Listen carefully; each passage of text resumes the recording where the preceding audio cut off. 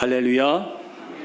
오늘 7절의 말씀처럼 오늘 이 만물의 마지막이 가까운 이때에 우리 모두는 정신을 차리고 근신하여 깨어 기도하시는 우리 모두가 되시기를 간절히 축원합니다. 오늘 말씀의 제목은 고난에 참여하는 것으로 즐거워하라. 한 여인이 삶의 고난이 너무나 심한 나머지 어머니 앞에서 불평을 늘어놓았습니다. 이 딸은 어머니에게 자기 삶이 얼마나 힘든지를 토로했고 이제는 모든 걸 포기하고 싶다고 말했습니다. 그때 이 어머니가 아무 말 없이 이 딸을 주방으로 데려가더니 거기 냄비 3개에 물을 채우고는 그 각각의 냄비에 당근과 계란과 커피를 끓였습니다. 한참을 끓인 후에 이 당근과 계란과 커피를 꺼내서 그릇에 담고는 딸에게 물었습니다. 얘야, 뭐가 보이냐? 이 딸이 이건 당근이고 이건 계란이고 커피지요. 어머니가 다시 묻습니다. 그러면 이것들이 지금은 어떻게 되었니? 지금 어떻게 되었니? 라고 물어보니까 딸이 말하기를 이 당근은 물렁해졌고요. 이 계란은 단단하게 되었고요. 커피는 물에 우려졌습니다. 그때 어머니가 딸에게 말하기를 그래, 이 당근과 계란과 커피가 똑같은 뜨거운 물을 통과했지만 당근은 물러졌고 약해졌고 이 계란은 달걀은 단단해졌고 이 커피는 이 물을 향기롭게 바꾸지 않았느냐. 고난이 찾아왔을 때 너의 반응은 이 3가지 중에 어떤 거라고 생각하니? 너는 약해지는 거니? 아니면 단단해지는 거니? 아니면 이 고난을 통해서 향기를 내는 거니? 그 말에 딸이 곰곰이 생각하더니 더 이상 불평을 하지 않더라는 이야기입니다. 여러분, 사람은 누구나 다 고난을 맞이합니다. 근데 사람마다 다른 게 있다면 그 고난을 맞이하는 방식입니다. 보통 고난을 맞이하면 사람들은 고난을 피하거나 아니면 그 고난에 대해서 불평하고 원망하기 쉽습니다. 반면에 어떤 분들은 똑같은 고난인데 그 고난을 밑거름 삼아서 내 인생과 신앙의 귀한 자산으로 바꾸고 또 고난을 통해서 향기로운 인격을 만들기도 하는 것입니다. 그렇다면 오늘 성경은 고난에 대해서 뭐라고 말씀할까요? 오늘 본문에 보니까 2가지를 당부하고 있습니다. 하나는 고난을 이상히 여기지 말라. 고난을 이상히 여기지 말라. 다시 말해서 성도라면 고난당하는 것을 당연하게 여기라는 거예요. 12절 말씀입니다. 12절 말씀. 우리 12절 말씀을 같이 한번 읽어보겠습니다. 사랑하는 자들아, 너희를 연단하려고 오는 불시험을 이상한 일 당하는 것 같이 이상히 여기지 말고. 아멘.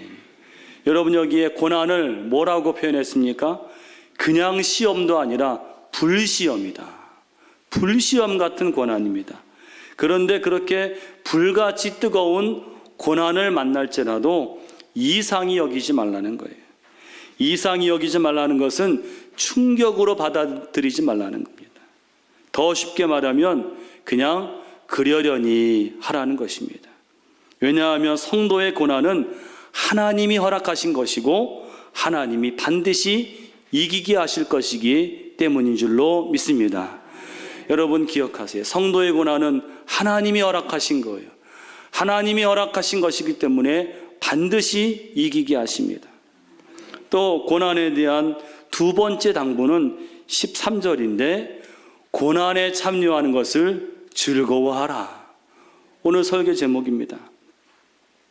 여기서 주목할 말은 고난은 수동적으로 당하는 게 아니라 고난에 능동적으로 참여하라. 어떻게 그럴 수 있나요? 여러분 13절을 다시 보시면 그 고난은 그냥 고난이 아니라 그리스도의 고난이다. 다시 말해서 그리스도를 위해서 그리스도를 믿기 때문에 당하는 고난인 것입니다. 여러분, 우리가 죄가 있어서 당하는 고난도 있지만 그건 아무것도 아닙니다. 그건 그냥 수치거리입니다. 주님을 위해서 주님을 믿기 때문에 당하는 고난은 상급이 있는 고난인 것을 믿으시기를 바랍니다. 그러므로 여러분, 우리가 성도로서 고난을 당할 때 즐거워하라.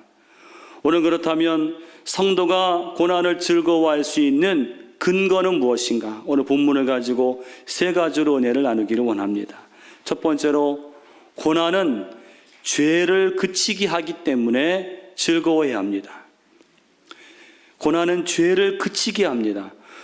여러분이가 고난을 받을 때 감사하고 즐거워할 수 있는 첫 번째 근거는, 고난이 크면 클수록 범죄할 가능성은 작아진다는 거예요.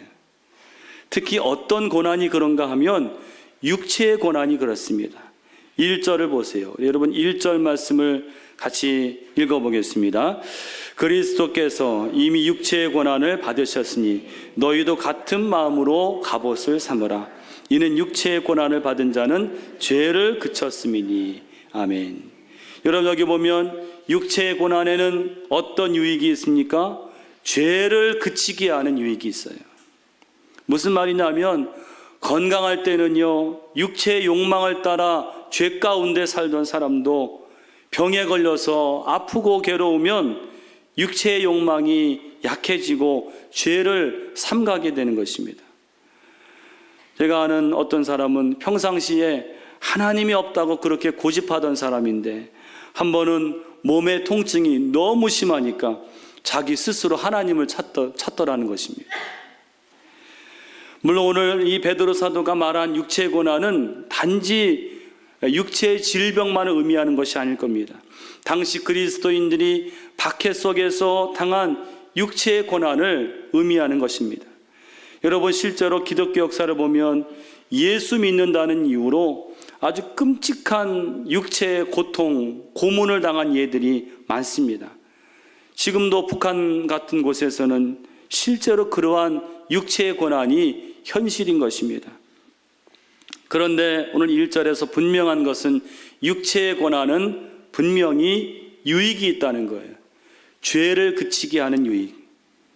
여러분, 죄를 그치게 한다는 것은 다른 말로 죄가 우리 영혼을 파고들지 못하게 막아주는 거예요. 무엇이요? 육체의 고난이에요. 그래서 여러분 1절에 뭐라고 하는가 하면 갑옷이다, 갑옷이라는 말씀을 하고 있는 것입니다. 바로 육체의 고난은 죄의 공격으로부터 우리 영혼을 보호해주는 영적인 갑옷이 된다는 거예요. 여러분, 우리가 당하는 고난, 육체의 고난은 우리 영혼을 죄로부터 보호해주는 갑옷이 되기 때문에 기쁘게 여기시기를 간절히 축원합니다. 두 번째로는, 그리스도의 이름으로 고난 받을 때 성령이 특별히 임하신다는 거예요. 그리스도의 이름으로 고난을 받을 때 성령이 특별히 임하신다. 여러분, 초대교회 7집사 중에 한 분이 스데반 집사님이죠. 사도행전 7장에 보면 이 스데반 집사님이 마지막 순교하는 장면이 나옵니다.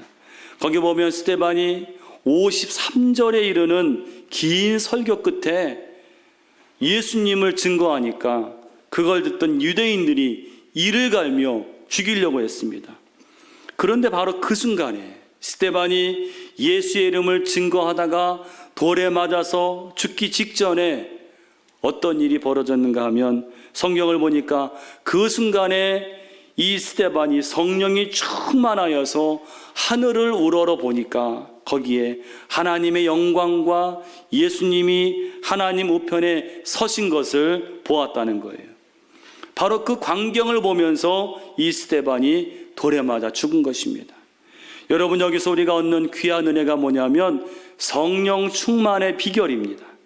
여러분, 성령 충만, 우리가 함께 모여서 예수의 이름을 고백하고 기도할 때도 임하지만은, 오늘 스데반을 보니까 예수의 이름으로 고난을 받을 때, 예수의 이름으로 고난을 받을 때 성령이 특별히 함께 하신다는 거예요.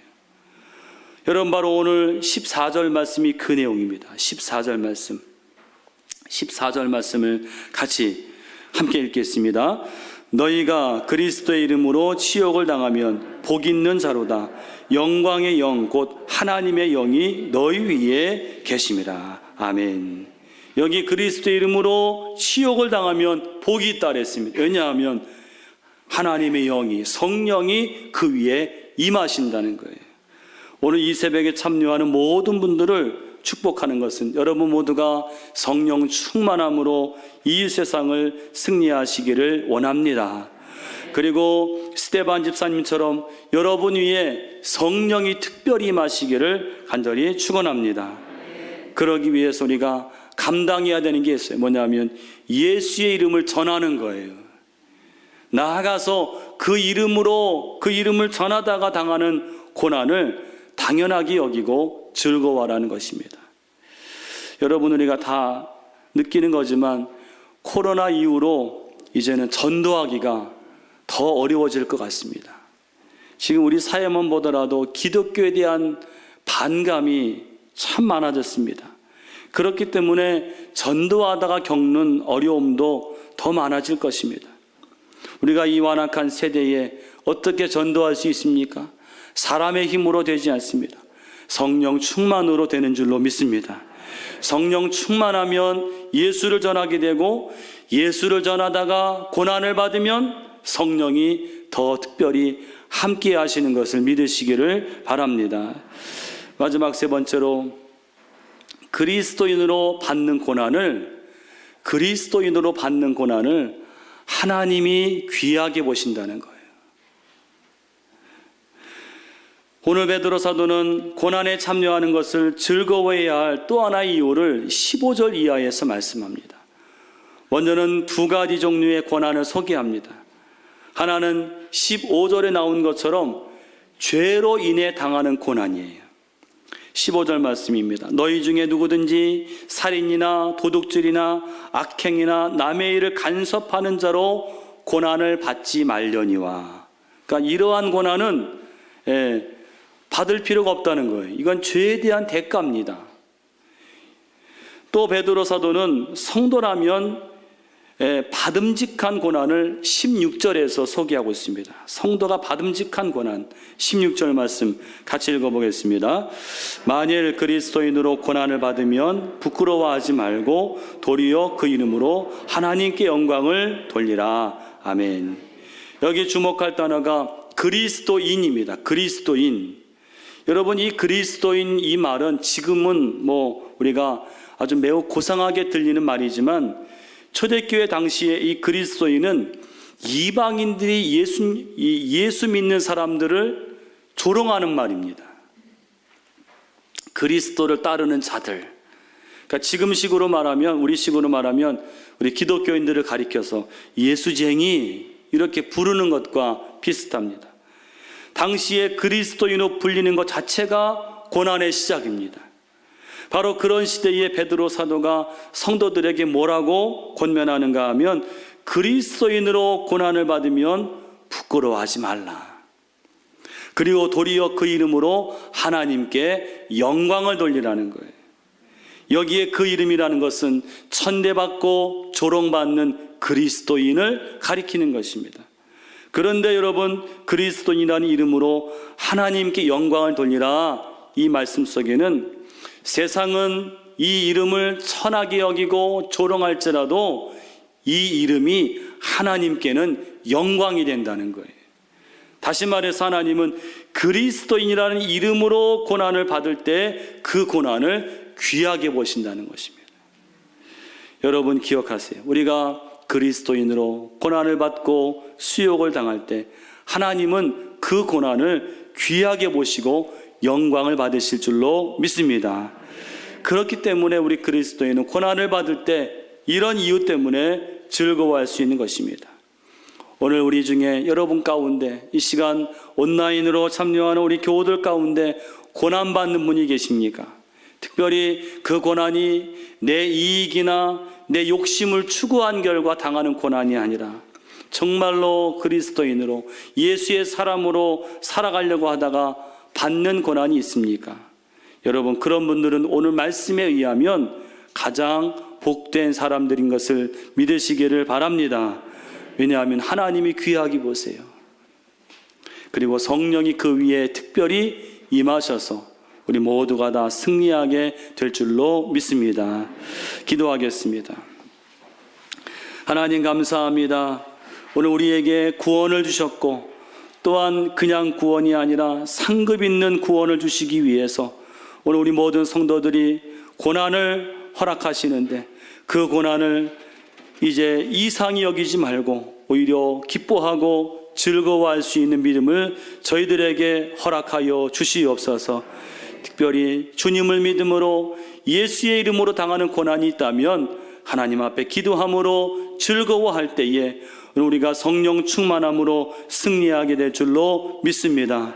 이 고난주간 특별한 은혜가 우리 이 새벽에 참여한 주의 성도들에게 임하게 하여 주시옵소서. 특별한 은총으로 이 고난주간을 잘 감당하게 하여 주시옵소서. 그래서 부활의 놀라운 은총과 은혜가 충만한 저희들의 삶이 되게 하여 주시옵소서. 귀한 예물 드렸습니다. 주님 받으시는 예물 되게 하시고 모든 기도의 제목 간절한 소원을 응답하여 주시옵소서. 예수님의 이름으로 기도하옵나이다. 아멘.